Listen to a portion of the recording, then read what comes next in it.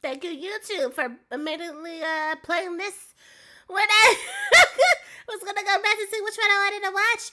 Alright, how Dark Souls 3 monetizes your pain like a woman. Oh boy, here we go.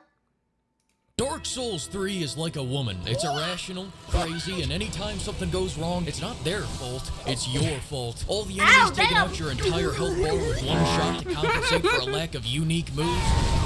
Get good. You don't want enemies clipping through the floor into the abyss? Get good. Final boss, the worst boss in the game? Get good. And yet still in a fit of anger at 2 a.m. after 90 minutes of putting up with its bullshit, when you try to walk away from it, you can't. It's in our nature to love Dark Souls. Unless you're gay.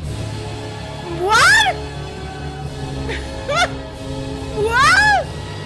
Dark Souls is a special type of voluntary torture only matched by people who watch golf. Unironically, it's a lethal injection of something the human mind wasn't who watched golf. Unironically, it's a lethal injection of something the human mind wasn't built to understand. I'm supposed to be serving in the great dirt mound turf war of 3000 BC, throwing swings with clubs and dying at 16, and instead I'm here trying to fight two massive fucking demons that can attack through each other for two goddamn. I'm planning to get back into Souls games, but I think I'm gonna wait on Elden Ring and play something else.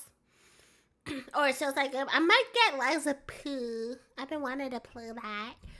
But the designs, the boss designs of these are always amazing.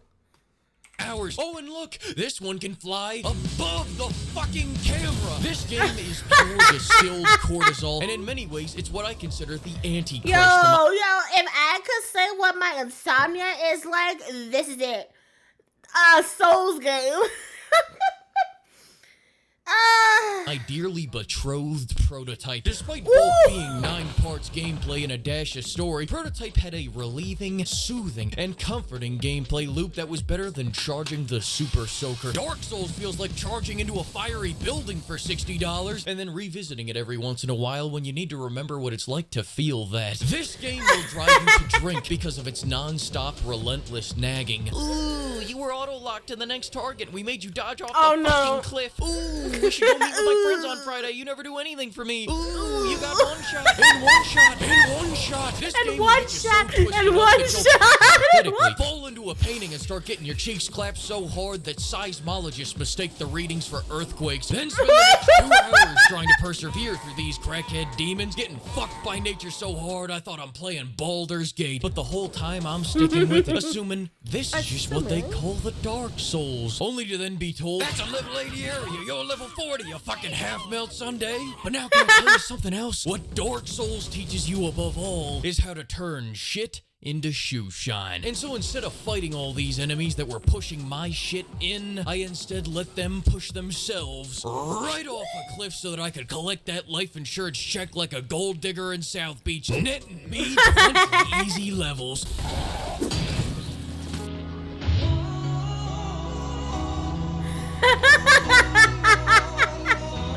Now let's get bold. Wait, what did I say? If you know a crackhead demon that's struggling, Now let's get balls deep into making you Dark Souls dick riders angry. This is gonna be the weirdest recommendation you've ever heard. Dark Souls is not a fun game. It's a rewarding game. It's the difference between surviving a water park and surviving the set of Saw. You're a moron if you don't survive one. You're a statistic if you don't survive the other.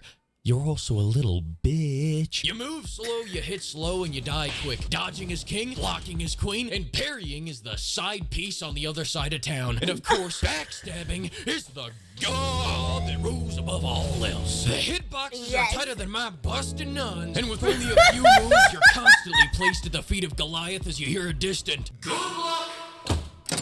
So the first thing you do is die repeatedly and watch as the game gives you the cold shoulder. Really and the middle finger. Simmer in your own confusion. You know something's wrong, but anytime you ask it, you don't get a real response. And then you think you got it, but you don't. The best you can get is floor markers, but this is the advice of broken men. No, what you have to do is study the game and read its fucking mind so that you can calculate exactly what the problem is, then overcome it. Now do that 5 more times for every other move in the moveset, and it never ends until the game ends. Try going online and asking for help, and you'll be met with a These guys really collective. test your patience. Get good. And now what they mean by this is that you should go find the 20 wiki windows, 10 videos, and 2 spreadsheets that they have papered across their walls and maps out the perfect strategy to maximize DPS, HP, UPS, FedEx, and fucking Digimon so that they can one-shot every boss. And listen, I'm all for it. I'll get good with the single most brain-rotted build you've ever seen. Bitch, did I just catch you trying to use magic? Are you trying to read the wiki for meta build? Motherfucker, you know how to use the LT attack? One thing you need to understand about me and my way of playing Dark Souls is that I do it my way. Yeah, that makes sense. People are trying to tell me, oh, use the fabulous Knight of Wonderland's Black Penetrator's Hard for the max DPS perk. Shut the fuck up. My build is called the Triple T build. Target the taint, then run like hell. Read it and weep, pimps. This mirror image is like 3 Vietnams for Dark Souls fanatic. But if it makes you guys feel any better, at least I started this run by choosing the deprived class instead of being a little bitch and choosing Warden. And why, Fleek? Why, I hear you plead? I didn't want the game to ruin perfection. And now you may be also asking, Fleek, how does one play such an advanced build? Did I just catch you having fun? Pimp, once you start this path, there is no going back. It means total commitment. Once you begin the path, there is no leaving the path. Are you ready for that? I mean, really ready for that? Are you Don't really say ready? anything because I will disown you if you say no. Now here's Oh, the secret okay, This is not a build, it's a way of living. See a boss that you could one-shot if you ran around him? Take him head on, and if your sword isn't reaching the enemy because the game doesn't want you to be fighting him this way, get out a bigger sword that can. Go berserk! See a horde of enemies? See the stamina bar? The Oonga Boonga Boogaloo Triple T Deluxe build is all about being too dumb to quit. The only change in our strategy is the length and or the quantity of big weapons that we bring to battle. Other than that, get the chloroform ring so that you can microdose meth to regen Go stamina berserk. faster. And as for the armor, become rotund. Now I'm gonna give Oh you my a second God, to that cool gut, off by holy talking about this story. People always go on about how awesome the Dark Souls lore is if you read all the wikis and chiseled tablets and talk to all the NPCs, and so I took a brief look at it, and this is what I can surmise. What the fuck is this piece of shit? Did you really think I can read? Now getting back to making the Dark Souls fans angry, most of these bosses ain't shit. The enemies with branding irons that shrink your health bar if you violate the restraining order are more challenging to fight than most of these bosses. Once you learn the whack-ass Not the timing of slow their head swings where they to go all die. like... Yo, You see that most of them have pretty simple movesets that largely rely on doing high damage rather than being highly aggressive or highly extravagant, including the final Scared the boss. I was heck out of expecting me. some grand spectacle. Hey, hang on, chat. 1 second.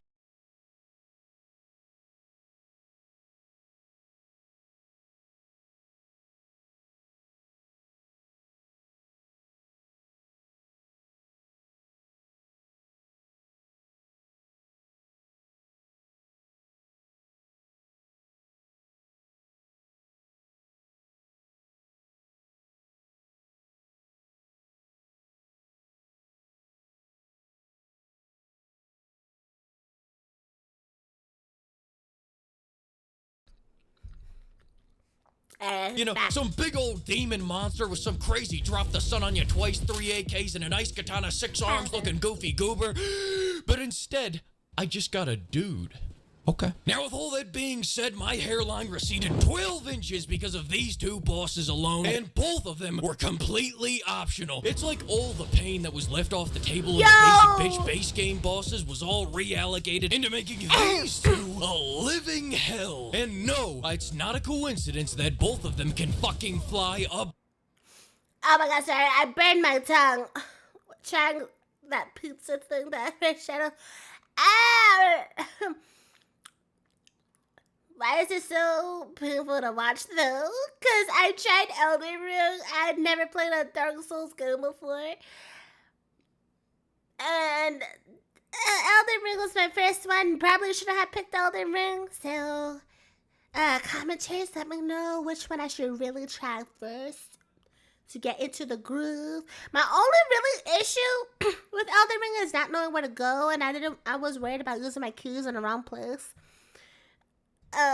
First, so it was like, it stresses me out. Hang on, my tongue.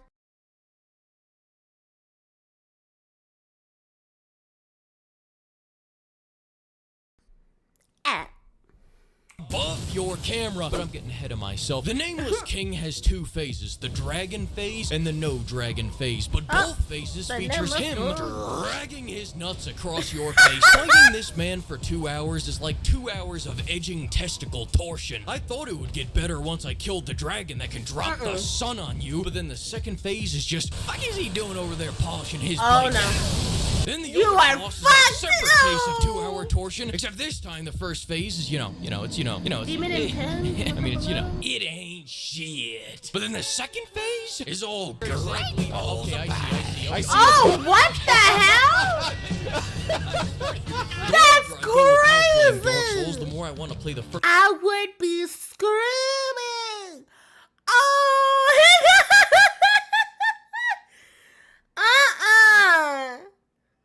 First two games in search of that feeling that we once shared. Also, Is someone summoned Sephiroth? Like, what the heck? Absolutely beautiful chests in Dark Souls 1. You know what? I'm buying. Wait, she's that big? What in the One Piece? Hold up.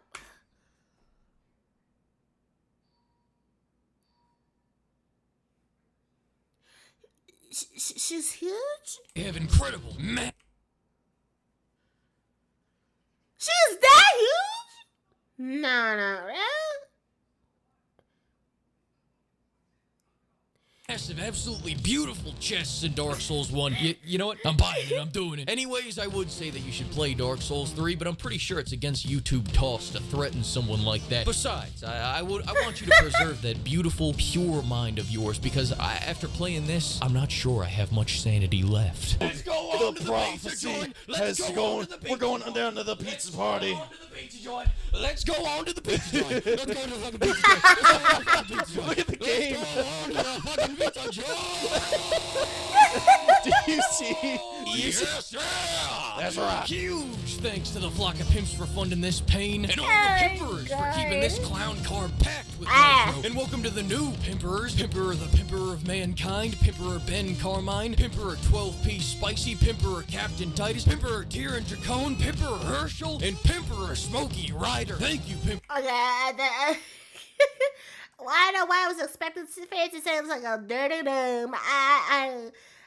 Okay. I never get made. Holy crap. Dark Souls 3. Maybe one day.